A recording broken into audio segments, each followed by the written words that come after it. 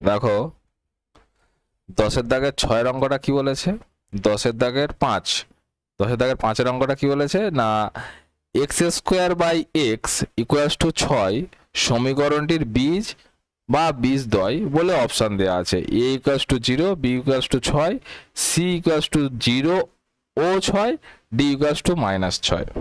ওকে, তো 10-এর দাগের 5 অঙ্কটা কি বলছে, এখন বলছে যে এক্স স্কোয়ার বাই এক্স সমান 6।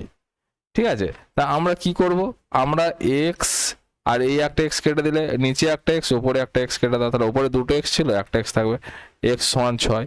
এইটা হচ্ছে আমাদের সলিউশন, এক্স সমান 6। ঠিক আছে, এই অপশান বিটা কারেক্ট হবে। এখন এই অঙ্কটা দেখলেই মনে হবে যে x square by x equals to 6 আছে, তার মানে আমরা লিখতে পারি x square equals to 6x।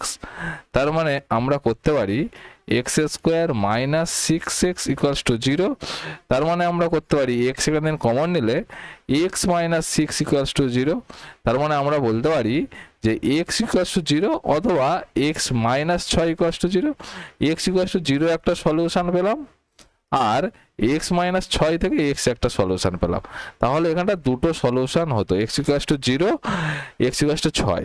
কিন্তু যে অঙ্কটা দিয়েছে দেখো, যদি দুটো সলিউশন হতো এক্স সমান 0 আর এক্স সমান 6, এক্স সমান 6 আমি দু জায়গায় পেয়েছি, এখানেও পেয়েছি এখানেও পেয়েছি, কিন্তু এক্স সমান যদি 0 হতো দেখো কি কেসটা দাঁড়াতো।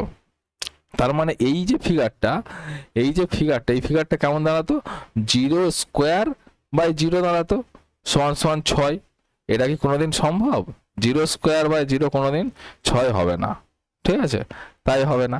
কিন্তু এটা যদি 6 এক্স স্কোয়ার আছে মানে 6 স্কোয়ার বাই 6, যদি কাটাকাটি করি দেখো 6ই থাকবে, ওই জন্য এটা ঠিক।